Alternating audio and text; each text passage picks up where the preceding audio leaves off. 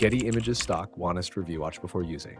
Welcome to this video. Today we'll dive into an honest review of Getty Images stock. If you're considering using it, stick around. Links to explore the platform are in the description below. Getty Images is a premium stock content provider known for its extensive library of high-quality images, videos, and illustrations. It offers millions of assets with categories ranging from lifestyle and business to nature, tech, and beyond.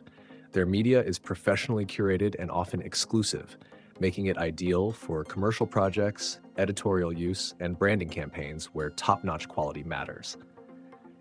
Getty Images stands out for its advanced search features, which let you filter by resolution, orientation, and licensing type. The platform is designed for professionals, marketers, advertisers, publishers, and content creators who prioritize quality over budget. However, this premium service comes at a high cost.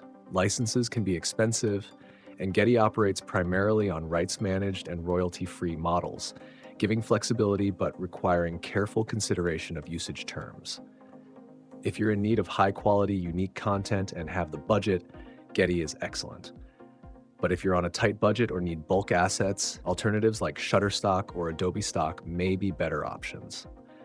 Another key feature is the ability to create light boxes where you can organize, share, and review selected media with team members, streamlining collaborative workflows.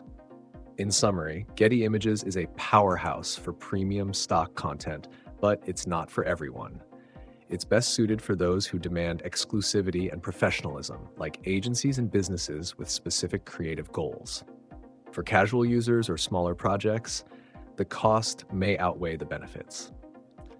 If this review helped clarify whether Getty Images is right for you, don't forget to hit that like button and subscribe for more honest reviews and insights. Your support helps us bring valuable content to you and others. See you in the next video.